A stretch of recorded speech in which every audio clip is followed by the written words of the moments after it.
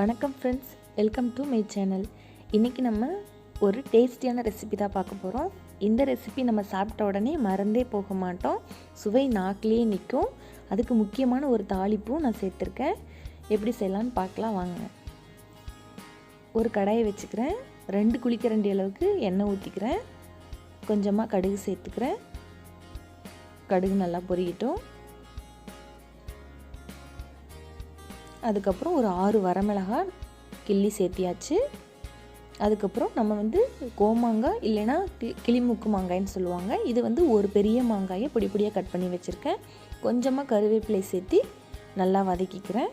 கொஞ்சோண்டு மஞ்சள்தூள் சேர்த்துக்கிறேன். நல்லா கலந்து விட்டுறலாம். இப்போ இது வெந்துக்கிட்டே இருக்கட்டும், வணங்கிட்டு இருக்கட்டும். அந்த சமயத்தில் நம்ம வெல்லத்தை கரைச்சி எடுத்துக்கலாம். வெல்லத்தில் கண்டிப்பாக மண் இருக்கும், நம்ம கரைச்சி எடுத்துக்கிறது நல்லது. இப்போ இந்த மாங்காய் மூடுற அளவுக்கு நம்ம தண்ணி ஊற்றிக்கலாம். தேவையான அளவுக்கு உப்பு சேர்த்துக்கிறேன். இதெல்லாம் சேர்த்துட்டு நல்லா கலந்து விட்டுறலாம். அடுப்பு மிதமான ஹீட்டில் வச்சுருவோம். வெல்லம் இந்த அளவுக்கு நுர கட்டியிருக்கு. இது நல்லா கரையிட்டும். நல்லா கரைஞ்சால் தான் நமக்கு வடிகட்டுறதுக்கு சரியாக இருக்கும்.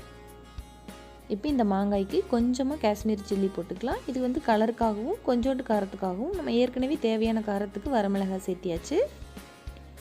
நல்லா வேகட்டும். பாருங்கள், அதே சமயத்தில் நமக்கு வெல்லமும் கரைஞ்சிருச்சு. இதை ஆஃப் பண்ணி வச்சுருவோம். இந்த மாங்காயை நல்லா வேக வரைக்கும் மூடி வச்சிடலாம். மாங்காய் வேகாதுக்கு முன்னாடி நம்ம வெல்லம் ஊற்றணும் அப்படின்னா மாங்காய் நல்லா வேகாது. தோல் எல்லாமே நல்லா வெந்துடணும். இந்த மாதிரி நசுக்கி பார்த்தோன்னா நல்லா மசியணும். அந்த மாதிரி சமயத்து தான் வெல்லம் ஊற்றுறதுக்கு நமக்கு சரியான டைமு. பாருங்கள், நான் இந்த மாதிரி கரண்டியில் குத்தி காட்டுறேன். இந்தளவுக்கு நல்லா வெந்துச்சுனாலே நமக்கு போதும். இப்போ நம்ம வெள்ளைக்கரைசல் ஊற்றிடலாம். நான் இதிலே வச்சு வடிகட்டிக்கிறேன். காய் நல்லா வெந்ததுக்கப்புறம் தான் வெல்லம் சேர்த்தணும். வெள்ளைப்பாகு சேர்த்தியாச்சு. நல்லா கலந்து விட்டுடலாம். இது அப்படியே கொஞ்ச நேரம் கொதி வரட்டும். பாருங்கள், இன்னும் கொஞ்சம் சுண்டி இருக்கு.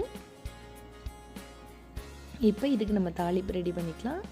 இதுக்கு 1 டேபிள் ஸ்பூன் அளவுக்கு நான் நெய் விட்டுக்கிறேன். நல்லா நெய் உருகின உடனே நம்ம வேப்பம்பூ சேர்த்துக்கிறோம். இது பதப்படுத்தின வேப்பம்பூ, பச்சையானது இல்லை.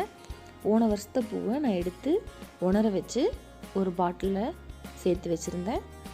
அதை இந்த மாதிரி வதக்கிக்கிறேன். பாருங்கள் எப்படி நுரைச்சி வருதுன்னு. நல்லா வதங்கிடணும்.